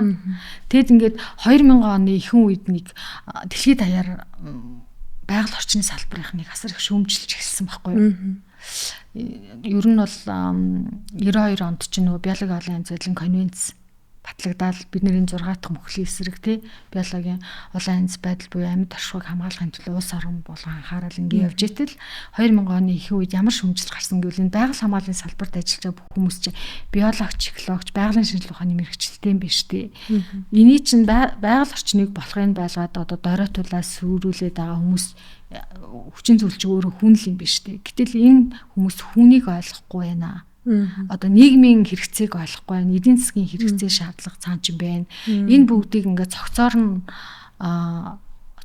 ойлгодог. Байгаль орчны стратегч нарыг юусоо бэлтгэхгүй энэ дэлхийд даяар гээд. Тэр шүмжлэгийг би ингээд уншин надад ч ихсэн аюу олон асуудлууд гарч ирсэн байхгүй юу? Нутгийн иргэдэд үсгэлсэн байгаль хамгаалал гээл амьдралынхаа баг 5 жилийг зориулаад нэрэл нутгийн иргэд чинь бол ингээл маш их экологийн мэдлэгтэй, уламжилж ирсэн асар их суухантай, бэлэг оюунтай эднэртэй л хамтраал ажиллаж бүх юм сайхан болчихно гээл явж итэл тэн дундаа асар их асуултууд гарч ирсэн. Ингээл шийдвэрч чадахгүй миний мэдлэгээс тавсан асуудлууд зөндөө гарч ирж байгаа. Тэгэл яг маш сонирхолтой үеийн салбарт би ажилласан л да. Яг ингээл 90 оны сүүлээс дундаас эхлээл манай ус чинь тусгай хамгаалалтаа газраа нутгаа орчин үеийн концепцээр хөгжүүлж эхлэх суурь үндэслэл тэр нөгөө хууль эрх зүйн орчныг ингэж байгуулж байгаа. Тэгэл тэрийг залуу хүний хувьд гаднаас нь харж ажиглал тий хурал зөвлөгөөнд оролцоод ингэ явж хахад ингэ зөндөө олон шинээр бид нөгөө нэг социалист нийгэм байсан тэр нийгмээсээ одоо энэ дэлхийдээ хууль нийлүүлэхийн тулд дэлхийн стандартад нийцүүлэхийн тулд бүх ингээ бичиг баримтын түвшинд өөрчлөлт шинжилтийг хийжсэн байхгүй юу. Тэгээд ингэж яхад надад маш олон асуултууд гарч ирдэг ус. Ингээд тэгээд юм хурдалт ингээд хувь хүний хувьд орж байгаа байхгүй. За энэ миний итгэж мөрөөдчихсэн зүйлүүд чинь тий худлаач юм шиг за би нэг апдейт хийх хэрэгтэй байна гэж бодоод яг тэр асар олон шүүмжлэлийн дараагаар дэлхийн нийтээр яг тийм биологийн олон янз байдал байгаль амгалан чиглэлээр тийм нөгөө стратегч бэлдэх магистрийн стратегийн тийм хүмүүсийг бэлдэх магистрийн Imperial College London гээд сургуульд бэлдэж байсан. Тэрний яг 2 дахь төгсөлт нь болж тэр сургуульд сураад тэгээд яг одоо нийгмийн эдийн засгийн одоо бүхэл салбаруудын мэдлэгийг байгаль хамгаалалд яаж ашиглаж болох юм те. Тэр одоо цэрэг дайны стратегийг бид нэр одоо мета анализууд тэр horizon scanning гэдэг байхгүй одоо дөнгөж гарч байгаа шинэ технологиуд ямар үр дагавартай сайн болов уу гэл анализууд хийдэг. Тэгээ хамгийн хацтай нөгөө тэр үед ингээд бүр нууцын зэрэглэлтэй тийм кейсүүд дээр хүртэл ажиллаулдаг гэсэн биднийг. Тэр бас маш гоё сургууль байсан. Би бүр тэр сургууль манад маш их өгөөж өгчтэй л гэж боддог л доо. Тэгээд яг ингээд ховор зүйлийн 10 хүн бадгаал үлдсэн байгаа амьтдыг яаж аврах юм гэл бид нар тийм кейсүүд дээр те тэр Африкийн одоо Конго бэсэн гэд юу гэдэг вэ хөөе. Конго мөрний сав газар тэнд ингээ асар олон юу Ширэнгөө хотоо тэрний нэг Эквадорал Гинегийн улсын кейсээр би жишээлбэл ажиллаж байсан байхгүй. Тэр нь болохоор тэр улс тэр чигээрээ хүн амаа ихэнх нь мангийн махаар хоолдог. Ангийн махаар. Тийм тэгвэл гэтэл тэр нөгөө амьтд нь бүр шинжлэх ухаанд нөгөө нээгдээгүй танигдаагүй зүйлүүд байдаг. Тэрийг таньж илрүүлэхээс өмнө устдаад байгаа байхгүй тэр амьтд нь. За энэ хүмүүсийг ингээд улс орныг өөрчлөхийн тулд юу их үү? Дахины аж ахуйг төгшүүлэх үү? Соёо яаж урмал суурь санал руу ингэхүү яг энд юу сатаа болж байна тий гэл энэ кейсүүдийг бүх стратегиудыг ингэж дэлгэрч тавьж байгаа л өөрөөр хэлбэл тэр нэг helicopter view гэдэг байхгүй юу одоогоор бол нэг дромоор нисэж үзээд дээрэс нь харахад хаана проблемуудын энийг шийдвэрлэхэд ямар одоо зардал гарах уу ямар үр өгөөж болох уу гэл ийм анализ хийдэг. Тийм юугаар сурч ирээд тэнгуүтээ би бодсон байхгүй. За би өөрөө ингээд өөрчлөлт хийхэд хувь нэмэр оруулах тийм байгуулъя гэдэг. Тэгээ байгаль орчин доктортой хөгжлийн санаачлах гэдэг төрлийн бас байгууллагыг нөхөртөг хамт байгуулад тэгэл яг хувь зөвлөгөөд нэлээх хийсэн. Тийм ажлуудыг хийгээл явж байна да. Та яг одоо ямар ажил дээр байна? Хамгийн сүүлд бас таны хийсэн ажлууд юу байсан тэр талаас авалцчих.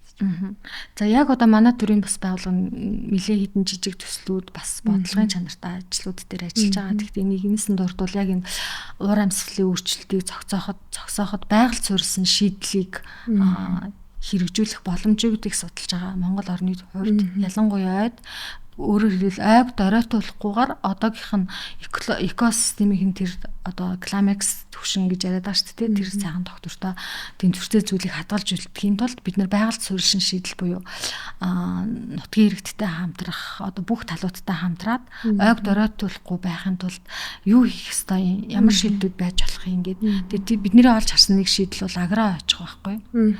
Тэр юу үүсв гэхээр ой дагсан одоо үр хангаангийн 4 сум дээр эхний ээлжинд ажиллаж байгаа. Үр хангаа аймаг хангаа нурууны тодорхой хэсэгт ийм ойтой 4 сум байдаг аахгүй. Юу 5 сум. Тэгээ тэнд аграа аж ахуйг хөгжүүлэхийн тулд сургалт зохион байгууллаад аграа аж ахуй гэж яг юу гэсэн үг гэхээр одоо нөгөө ерөнхийлөгчийн санаачлагаар тэр бумод гэж гарч ирж байгаа шүү дээ. Ер нь бол бид нар дороцоо байгаа нөхөн сэргээ ой бүхий газраа одоо улам тэлээд хамгаалаад ойг ойжуулъя бас одоо суурин газруудыг ойжуулъя гэдэг стратеги төлөвлөгөөд гарсан байгаа тий. Тэн дээр яг аграа аж ахуй гэдэг бол нөгөө нутгийн иргэдэд маш үр өгөөчтэй. Нөгөө талаар газрын дороотлыг бууруулах боломж нөхцөл харагдаж байгаа. Нөгөө талаар бас нөгөө уур амьсгалын өөрчлөлтөнд хувь нэмэр оруулах бас нэг гарц харагдаж байгаа.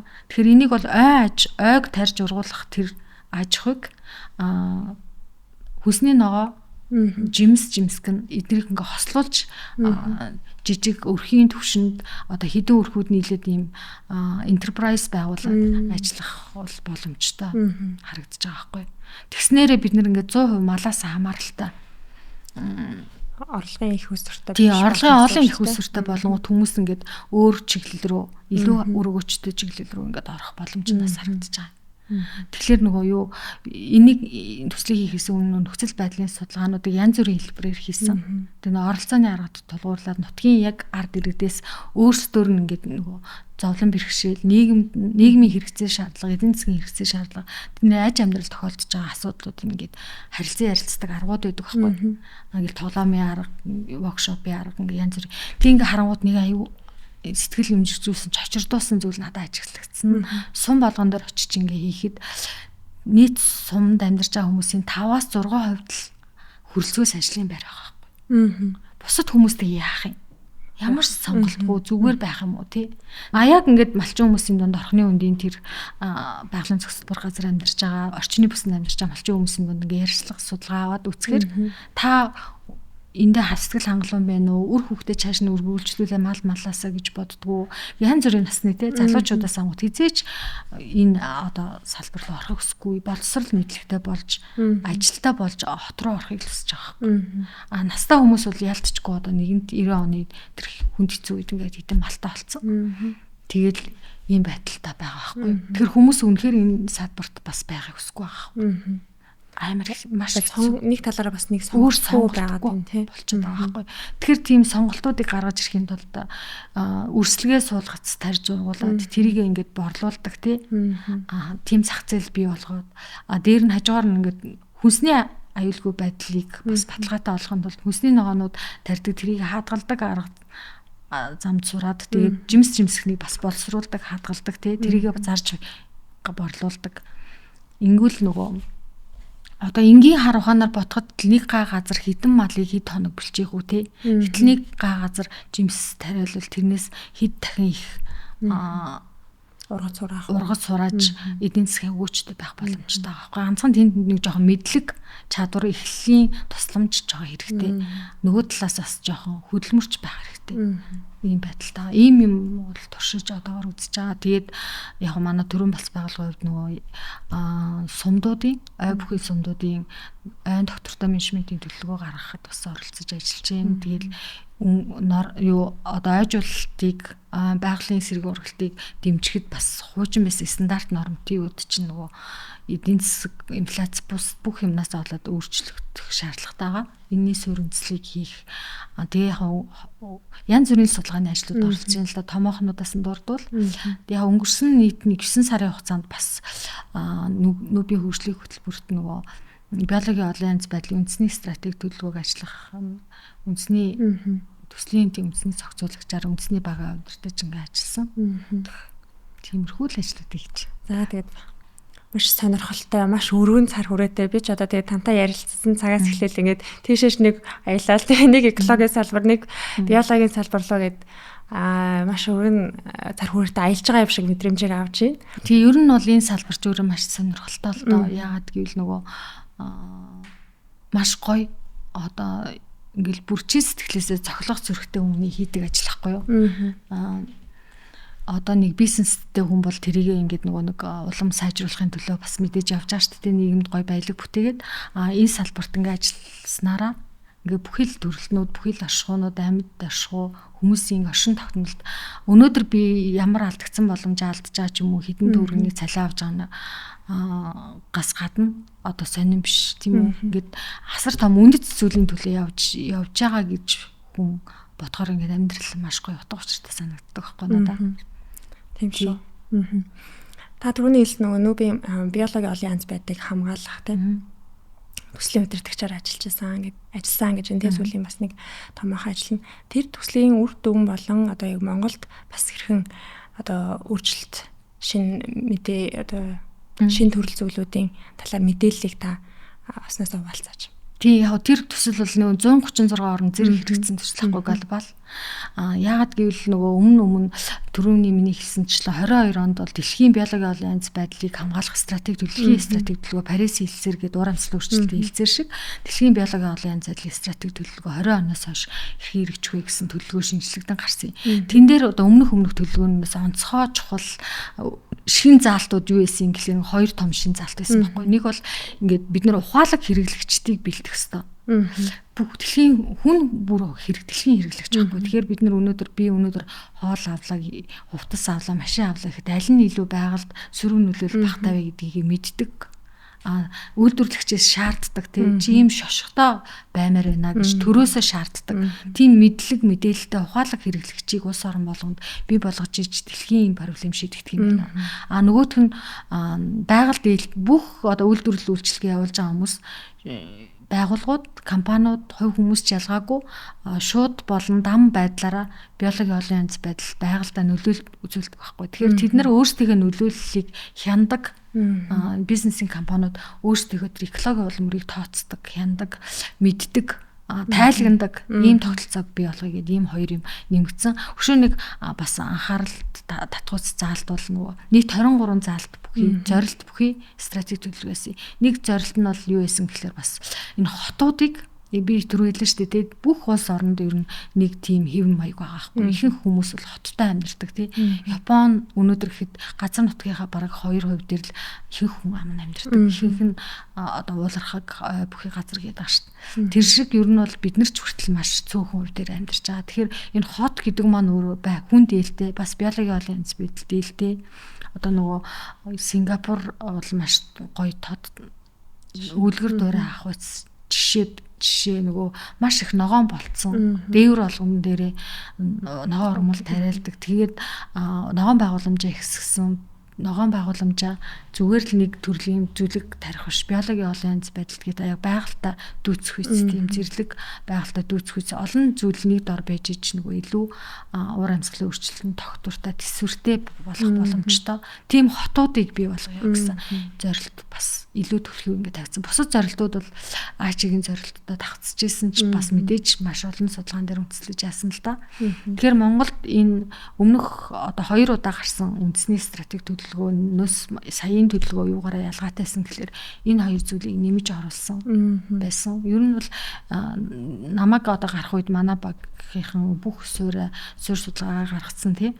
Бид нар бол Азийн орнууд очиж туршлагаа хуваалцахад бол ер нь бол Япон, Солонгос хоёртой дүүцгүйс тэргүүлж авчихсан л да. Тэгээ энэний өмнөх нэг нөвд ажилласан зүйл болохоор нөгөө генетик нөөцийн түүнээс үүдэх үр өгөөжийг шударга тэгш барилах бас глобал төсөл байсан дэлхийн 40-од орнд зэрэг хэрэгжиж байгаа. Тэрний халах зөвлөхөөр бас ажиллаж ирсэн.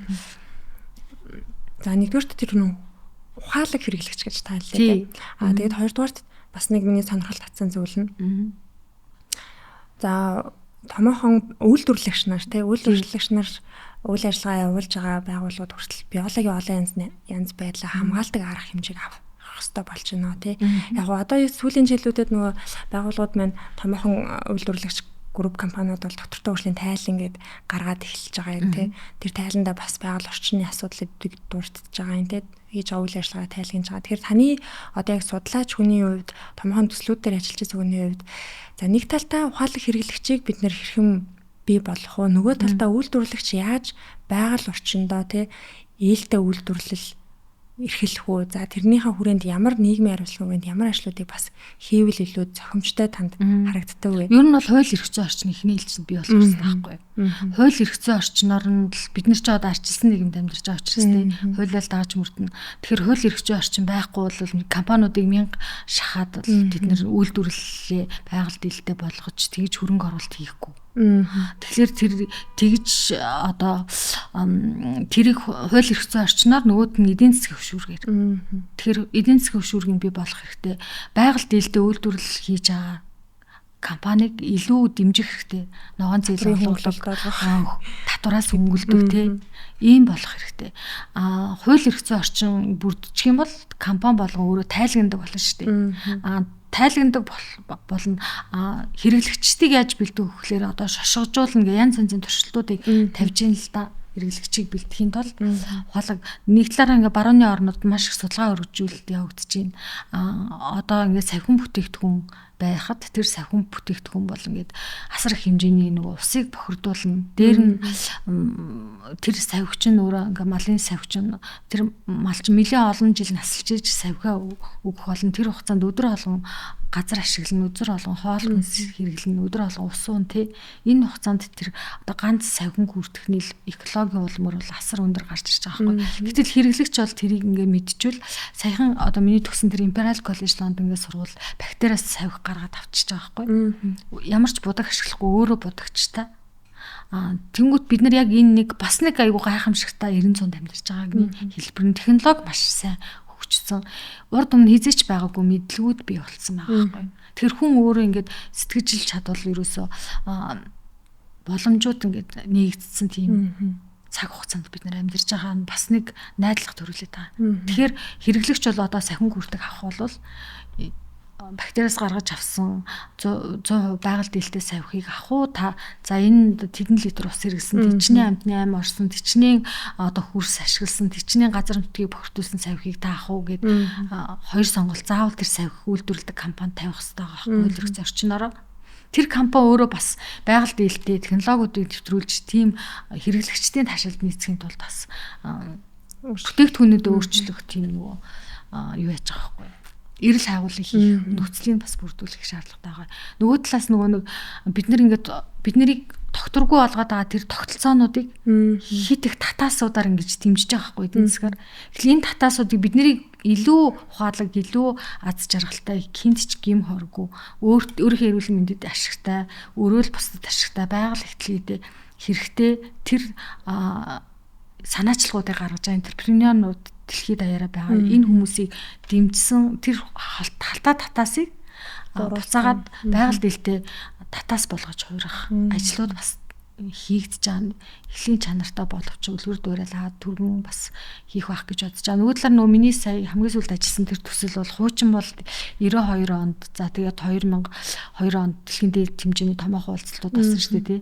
Тэр үед бол яадаг байсан гэхэлэр ингээд энэ биологийн олон янз байдлаа хамгаалах асуудал нь тухайн улс орны л өөрийнхөө чадамжинд нийцүүлээд онцлогт нийцүүлэл стратеги гаргахыг хүлээн зөвшөөрж байсан бол одоо биднэрт ямар ч одоо л 30 оноос өмнө амжиж сөрөг нөлөөлөлөө буруулахгүй л хизээч тийм боломж дахиад байхгүй. Last chance сүүлчийн боломж гэж байгаа байхгүй. Бидний оршин тогтнолоо шийдэх сүүлчийн боломж учраас бүх улсууд зэрэг ижил одоо технологиор ижил мэдлэгээр ноу хавгаар эхлэгээд тэгээд энэ стратегич боловсруулахад ингээд 14 хоног тутамд дэлхийн бүх эрдэмтэд мэддэг чаддаг бүгдээ хуваалцаад маш олон вебинарууд, маш олон онлайн сургалтуудыг зохиожсэн л та хийжсэн. Тэгэхээр нөгөө бус бүх улс оронд тэр мэдлэг рүү нээлттэй.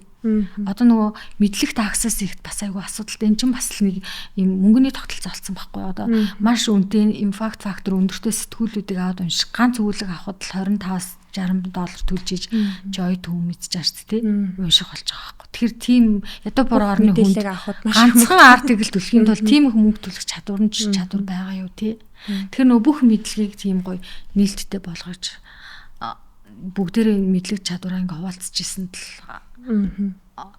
давуу тал нь оршиж ирсэн л та. Би танаас одоо надад нэг хоёр асуулт үлдэж байна.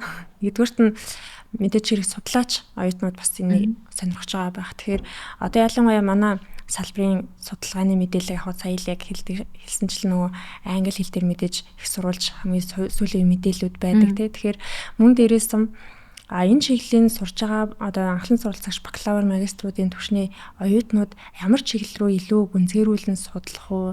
За дээрээс нь энэ чиглэлийн одоо та нэг юм гой зөвлөгөө өгөөч л гэж бэлэх гэдэг юм тий. Бас илүү сонирхолтой байх болов тий. Аль талаас илүү мэдээлэл илүү авч судлах уу тий. Судалгааны магадгүй маш олон ажлууд ингээд хийгдсэн маа тий. Тэгвэл Монголд жишээлбэл аль чиглэлийн судалгаа хийвэл илүү хэрэгцээ шаардлага байна ч гэдэг юм уу тий. Тэр тал руу та бас зөвлөгөө өгвөл. Ер нь бол юу л да нөгөө намайг тэр Imperial College London сурж байхдаа Пакистан оюутнууд бас сурж ирсэн. Тэгээд тэд нэр надаас асууж ирсэн байхгүй танаа Монголын ихтэй сургуулиуд ямар хэл дээр хичээл заадаг ингээ. Монгол хэл дээр л зааштай бид нар шинэ тусгаар тогтносон улс орн гэж би хариулж байгаа байхгүй. Тэгсэн чинь та нар тэгвэл хинтээ өрсөлдөх хэрэгнийг бэлдэж байгаа гэж байгаа байхгүй. Монгол хэл дээр чинь хичнээн хүн юм уншиж чадах үлээ хэдэн хүн дэлхий дээр монгол хэлийг хэрэглэж байгаа юм гэл асууж байгаа байхгүй намайг. Танах тэгвэл ямар хэл дээр хичээлээ ихтэй сургууль нь ордын гэсэн чинь манайх англи хэл дээр гэж байгаа байхгүй. Бид нэр Пакистан гэхэр л одоо миний төсөөлөл бол нэг л их одоо зэвсэгт мөргөлдөөнтэй ч юм уу тий. Тааламжтай байдлаар би боддгоо байсан байхгүй. Тэгээ би бодсон л доо. Тэгээд яалтчгүй наадах чи ингээд ямар ч цаг үед манай Монголд тохиолдож байгаа асуудал байхгүй. Ном сурах бичиг бүх юм унших гэхэлэр бүгд орос юм англи хэл дээр. Миний үед бол ингээд бид нэр ингээд 4 жил бакалавр сурахдаа 2 жил нь орсоос монгол руу эслуарцаараа байгаа л таардаг. Үлдсэн 2 жил нь англиас монгол руу эслуарцаараа л ингээд ирсэн. Бүх номнууд англи юм уу орос хэл дээр. Би одоо ер нь ингээд хэлний шинжлэх ухааны чиглэлийн мэрэгжил эзэмшээд байгаа юм уу? Ягаад ийм байдалтай. Яг нэг юм сурах гэр хэлээ эхлээ сурах шаардлагатай. Хэлээ эхлээ сурах шаардлагатай ингээд байсан байхгүй ялцчихгүй. Таны үед болохоор тэгэхээр бид нэр ингээ бусад орны хүмүүсээс даабал маш их хөдөлмөр гаргаж байгаа байхгүй тий. Хэл нь англи хэл ч юм уу 1-р ангиас эхлээд эсвэл цэцэрлэгээс ингээ үндсэл нь монгол ч гэсэн нөгөө албан ёсны бас нэг хэл нь англи гэл ихэнх улс орн тийм шүү дээ. Тийм байсан бол одоо чөлөөтэй ингээд унших хэрэгцээ шаардлага чадамж нь бий болчихж байгаа байхгүй тий. Тэгэхээр яалтчгүй л одоо нөгөө 2 дахин илүү хөдөлмөрлөөд хилээж сурангаа мэрэгжлийнхаа хичээлийг судлах шаардлага бий болчиход байгаа байхгүй тий. Тэгэхээр ингээд хөдөө орон нутгаас ирсэн хүмүүсийн хувьд бол бүр ингээд хотын хүмүүстэй энэ зэрэг зөрхийн тулд дахиж 2 дахин хөдөлмөрлөн тий. Дэлхийн иргэн болохын тулд тэр дахиж 2 дахин хөдөлмөрлөн ингээд 4 дахин их хөдөлмөрлж ижил өнөөдөр ялцчгүй мэдээлэл мэдлэгээ ингээд олж авах хэрэгцээтэй болчиход байгаа. Тэгэхээр хүмүүс бас хүмүүстэй хэлний сургалтаа сургуулиудад явуулаад байгаа нь бас аргачлгүй зүйл ах л та. Яг одоо мэдээж тэгэл залуу судлаачдын хувьд ингээд авч үзвэл ер нь бол би нэг л имийг аягүй сайн ойлгодог байхгүй амьдралынхаа туршид юу гэхээр юм бүхэн хувьчсаж хөгжиж өөрчлөгддөг тий. Тэгэхээр ингээд хин нээлттэй байж чадна, хин хувьсаж чадна, хин хөгжиж чадна. Тэр хүнд л юмыг төрүүлж харах боломжтой юм байлээ. Тэгэхээр ингээд байнга л мэдээж өөрийгөө хөгжүүлэхэд анхаарлаа хандуулах хэрэгтэй байх л гэж бодож байна. За баярлалаа.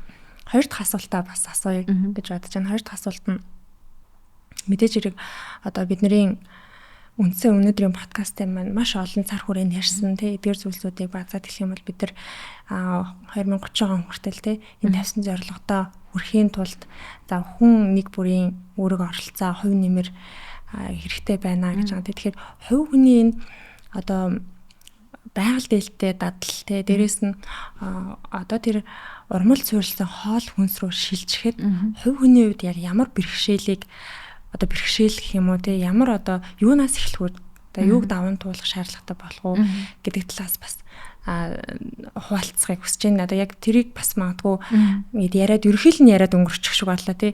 Одоо хүн сонсонгод би тэгвэл өнөөдөр яг юунаас эхлэх вэ тий. Яаж эхлүүл надад илүү эвтэйхэн тухтай асуудал бэрхшээл бага байдлаар энэ зүйлийг өөрчлөх вэ гэж бас тэгж бодоо сууж иж бас магадгүй бах тий. Тэгэхээр хамгийн том зүйл бол ерөөсөө шууд шийдвэр гаргах. Нэгдүгээр яг өнөөдөр би шийдээ ерөөсөө 100% ургамал сүртэй хоол руу орё гэж шийдчихэл юм бол нөгөө бүх юм нээлттэй болчдөг. Өөрөө тэрийг сонирхоод аянда ийм одоо хоолыг яаж хийх вэ гэл интернетээр дөрөв ургамал сүртэй хоол хийх зааврууд байна. Тэгээ эн чинь нөгөө ингээ маш гоё шинэ ертөнц болчихж байгаа байхгүй тий. Хуучин нэг 7-8 хоолнд эргэлдээл ингээл уламжлалт амтандаа баригдсан байсан бол ингээд маш олон зүйлийн ургамал идэх болох үст тийм үр тариа самар одоо шошнууд тий байдаг гэдгийг мэддэг болно. Хамгийн том юм бол ерөөсөө шийднэ. Шийдвэрээ зааста яг enough is enough. Өнөөдөр л би шийдээ тий. Би дэлхийн эрг сайхан тэр хөдөлгөөний нэг хэсэг болъё. Би өнөөдөр дэлхийн хариуцлагатай иргэн болъё тий. Би өнөөдөр зөв амьдрий гэдэг юм уу. Одоо ингээ бүх салбарын хүмүүс ер нь веган буюу 100% ургамал суурьтай хоол хүнсийг хэрэглэж байгаа тийм хүмүүс биш шүү дээ. Тамирчид гэхэд асар их нөгөө тамирчны тэр чадамжууд нь нэмэгдэж байна тий. Нөгөө талаар нэг гайхалтай зүйл болохоор ингэдэм билээ тэр тогтсон тэр habit буюу тэр дадлаасаа салахад хүнд ингээ 21 хоног хэрэгтэй гэж тэгж ааш тий. Тэгэхэд ингээ 21 батгаа 7 хоног 100% ургамал суурилтай хоол хүнсийг хэрэглэхэд хүний биед маш олон эерэг өөрчлөлтүүд ингээл эхний өдрөөс шууд гараад эхэлдэг байхгүй. Жишээлбэл ямар эерэг өөрчлөлтүүд та хэлэх вэ? Одоо ингээд ургамал суурилсан хоол хүнс гэдэг тэгэхээр одоо би юу хэрэглэх вэ? Уурга аюунаас авах ингээд шош вэ штэ тий. Шошийг ингээд бид нар чи хатуугаар нь хуургаар нь хэрэглэх боломжгүй. Ингээд твтэн. За биологч хүний үндэсгээр савж үзэл шош гэдэг нь өөрөө ургамлын үр байхгүй. За тэр үрэндээ ургамал өөрийгөө залгамжилж цааш нь ургуулахын тулд үрэндээ маш компактны бүх төрлийн одоо ашигтай нүүрс ус уургууд шошинд бол жишээлбэл байдаг байхгүй ашигтай тосууд. Дэвтэнгүүт нөгөө ургамал чинь намайг ургуулах ч юм бэ. Би соёолоход бэлдгийг өөрийгөө маш олон биохимийн процессыг явагдана. Дэвтэнгүүт 2 дахин 3 дахин томорно шош тий. Тэр хугацаанд тэнд байсан компактны ургууд бүгд задраад амин хүчил болж задардаг. Гэхдээ ингээд амин хүчлийн хэмжээ нь 200-аас 400% нэмэгддэг гэж байгаа юм. За тэгвэл тийм компактны одоо амтны гаралтай ураг бол асар хүнд молекултай том ургууд шүү дээ тий. Тэгвэл тийм задарсан амин хүчил болцсон зүйлийг шууд ингээ аваад хэрэглэхээр тэрийг шингээхэд хүний бие тэгтлийг зовж сүтрхгүй гэдгийг мэдрэгддэг. За ингээл 3 хоноод эхлэнгүүт чинь нойр маш гоё болно. Тийм үү, нойр маш гоё болно. Зүүд маш гоё болно. За тэгэл царай зүсн арсны эмэгтэй хүмүүс чинь арсны проблемууд хяндар шийдэгдэн. За тэгээд илүүдэлчин алгуулна. Би өөрөө детокс хийж байгаа байхгүй. Хортой солилцоо сайжраад тийм хортой бодисуудаа өөрөө детокс болоод гадагшлуулаад цэвэрлэгдэж эхэлнэ. Гэх мэтчлэн ингээл асар олон эерэг үр дүнгууд гарч эхэлнэ.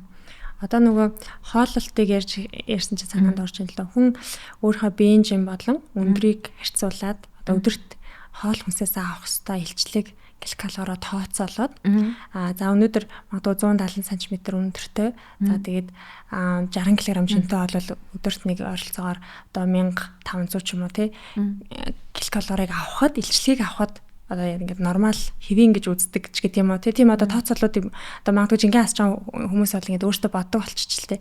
Тэгэн гот бид нар бол ингээд өдөр алга ингээд те юу идэж байгаасаа хамаарал за энэ килокалори гэж тооцоод байдаггүй юм байна л та. Бидний нөө зуршил те өдөр тутмын ингээд дадал зуршил тийм зуршил байхгүй магадгүй ууж байгаа усаач төдийл нь их хэмжиж мэддэггүй. Тэгэн гот маш их эмх замбраагүй иддэг. Тэгэд юу идэж байгаа төдийл нэг анхаарахгүй те хідэн цагаас идэж байгаа одоо цагийг тэнийг байнга ингээд нөгөө тэнцвэртэйгээр хооллолтгүй тийм зуршлуудыг бас бид нар энэ хоцорон газар амьдарч байгаа иргэд маань бий болгоцсон. Дээрээс нь хөдөлгөөний дутагдaltaд үүссэн тийм. Зүүнээс хамаарат нөгөө жингийн илүүдэл үүсэж байна. За тэгээд хооллолттой холбоотой та бас түрүүнийг ярьж байхдаа хэлжсэн одоо урмал суурилсан хоол хүнсийг идснээрээ те эрүүл мэндийн хувьд ингээд эерэг өөрчлөлтүүдийг авчирна гэдэг жаа. Тэр талаараа бас нэг жоохон дэлгэрүүлээд хэлвэл магадгүй одоо яг мэдээж хэрэг махан хооллыг ингээд 100% ингээд те одоо өвчлөлтийн их үүсвэрийг гэж хэлэх нь одоо зөв үү буруу юу би бас мэдэхгүй байна те. Тэгэхээр та энэ хоёрын ялгааг магадгүй эрүүл мэндийн талаасаа ийм өөрчлөлттэй байна. Дээрэс нь энэ цаана экологийн улмөр талаасаа ийм байна гэд харьцуулаад ярил. Яг нөгөө нийгмийн эрүүл мэндийн томоохон проблемууд чинь зүрх судасна. Юу одоо нөгөө non transmissible disease буюу халдварт бус өвчний асуудал шүү дээ. Нөгөө хит тархалт чихрийн 2 дугаар төрлийн чихрийн чинь зүрх судас хавдар гэл тэднийг бол хоолоор ингээд сэргийлэх боломж бол харагдаж байгаа байхгүй. Би бол эрүүл мэндийн мэрэгжлийн хүн биш зүгээр эргэн хүнийхээ хувьд тий ярихад бол хоолныхаа асуудлыг эрүүл докторт өөртөө биедээ ч эрүүл байгаль орчиндөө ч ээлтэй болгочвол нийгмээрээ энэ одоо хамраад байгаа нийгмийг хамарсан эрүүл мэндийн том асуудал маань шийдэгдчих гээд байгаа байхгүй. Тэр утгаар нь бол ерөөс маш гайхамшигтай тий зүйл ахгүй хоол. Нөгөө талаар эн чин одоо тухайн хүнийг бас илэрхийлэх нэг одоо хэлбэр болчиход байна л да тий. Тэгээ бид нар бас хэнийг дагаж дуурах вэ гэд бодож болох юм тий. Одоо ингээд амжилттай яваа томоохон одоо амжилттай яваа хүмүүс бол дэлхий дээр ихэнх нь л одоо урмал суурьтай хоол руу шилжсэн ба шүү дээ. Биднээс бүр ингээд төрүүлээд сэтгцэн агуу сэтгэгч нар Эйнштейн, Толстой тий тэр хүмүүс бүр тухайн цаг үедээ л бас урмал суурьсан хоол руу айлтгаж шилжсэн байсан байхгүй тий. Тэр нэг нийгмийн хим хэмжээ гэж яриад байгаа ингээд нэг өөр хоол руу шилжчихвэл найз нөхд маань юугээ бодчих хулч гэдэг юм уу тий. тэр байдлаас хүмүүст их садаа болдог л гэдэг юм л да. Тэгэхээр одоо бол ингээд дэлхий дээр ингээд давлгаалж байгаа энэ эерэг зүйл рүү шилжихэд бол ямар ч асуудалгүй гэж би бодоод байгаа. Тэгээ би нэг юм итгэдэг байхгүй. Одоо ингээд бид нар чинь өөрсдөө байнга л бас өөрчлөлт, шинжилэл, хувьсалт явж байгаа байхгүй. Одоо хүн төрөлхтөн 100 гаруйхан жилийн өмнө машин ерөөсөн хэрэглэдэгсэн тий. Магадгүй 150 60 жилийн өмнө ч юм 200 жилийн өмнө яг би тэрийг нэг юм уншижсэн яг жилийн сайн санахгүй. Гэхдээ яг тухайн үед ингээ машин анх зохион бүтээгдэхэд гарахад энэ бол ерөөсөө байж боломгүй зүйл, хүн морил явах хэвээр тий. Энэ ингээ хүлээж авах хилэнцтэй чөтгөрийн одоо зүйлээ ч гэдэг юм уу. Нэгжсэн гэж аахгүй. За төмсийг өмнөд Америкаас авчираад нутгшуулаад Европ идэж гисэн чинь энэ бол ингээд хараалж чадахтаа энийг хэрглэж юусаа болохгүй, төмс хэрглэж авахтан ч болохгүй ч гэдэг юм уу тий. Эмэгтэй хүн ингээд Шекспирийн үед жүжиг оролцож тоглох нь хориотой. Эмэгтэй хүн жүжиг тоглож болохгүй гэж үздэг байсан байх жишээний. За тэгээд нөгөө хүний боолчлын асуудал чинь боолгүйгээр л одоо бид нэр энэ оршин тогтнолын одоогийн энэ сайхан баялагийг бүтээх боломжгүй боол байх ёстой гэдэг байсан бол одоо хүнийг боолчлох ямар ч утга учиргүй хүнийг боолчилж болохгүй гэдгийг дэлхийд даяар хүлээн зөвшөөрсөн тий. Машинд суухан тийм нүгэлтэй хилэнцтэй чөтгөрийн зүйл гэж ботгоо байцаа. Төмөс борлоор европчууд үндэсний олголчихж байгаа байхгүй. Тэгэхээр ингээд нэх удахгүй одоо ургамал суурсан 100% ургамал суурсан хоол руу шилжих нь тэгч их гайхаад ах зүйл болохгүй. Тэртээ дөрөв аянда хүн бүхэн дэлхийн дээр ургамал суурсан хоол хүнс рүү шилжиж эхэлсэн тий. Шилжиж эхэлсэн. Одоо энэ галт тэрэг хөдөлсөн энэ бүгдээрээ юм болоход бол бэлэн л гэж би бодоод байна. Магадгүй монголчуудад л арай жоохон хүлээж авахд хол сонсогдоод иж магадгүй юм те. Гэхдээ тэр бол би бас тэгж бодохгүй байна. Яг гэвэл бид нар яг уламжлалаараа тэгтлээ их тэгж одоо махан хоол хүнс сэргэлж байгааг ардсан байгаа аахгүй юу? Нийтдээ зуны одоо саруудад дандаа цагаан иддэг намар бол ингээл айраг угаал өөр хоол бацаг барайл тий агаараа хоолтой хайтал ингээд байдаг тий өвлийн 1 2 3хан эд хүүтний үед ах хаа иддэг хавар бол ингээд жоохон борц хаяа иддэг тий тэр нэг их хоолнд ачаал бүгд л өгдөггүй гадаа голтуу байдаг болохоор тэр нөгөө орчлын ертөнцийн байгалийн салгаагаар тэтгцдэг байсан гэдэг байгаа байхгүй тий одоо нөгөө Жак Отерфордын номон дээр байдаг шүү дээ монголчуудыг бүр маш гайхдаг энэ хүмүүс яг юу идэдэг тий яагаад юм илүүрчтэй байдیں۔ Ямар хөнгөн шингэн тэр цэргүүд нь бол ингээл тэр чигээр хоёулсан амар хүнд юм ягаал Оросуудтай ингээ байлдаж авах үед одоо жишээлбэл Оросууд ингээл төмпөнгээр хоол идэж ингээ яг тулсан гар байлдаанд аягүй сайн ингээд хэд л нөгөөдөл нь тулж ерөөс очихгүй холоос л өнөөдлийн учрыг олцоод исэн гэж байгаа юм. Тэл бүр ингээд чавхаас нарийнхан бэлхүүстэй хөөх зэргүүд юу иддэг нь ойлгомжгүй те юм иддэг юм уу гүм. Тэгэхээр тэр монголчуудын хувьд бол бас тийм ч тийм.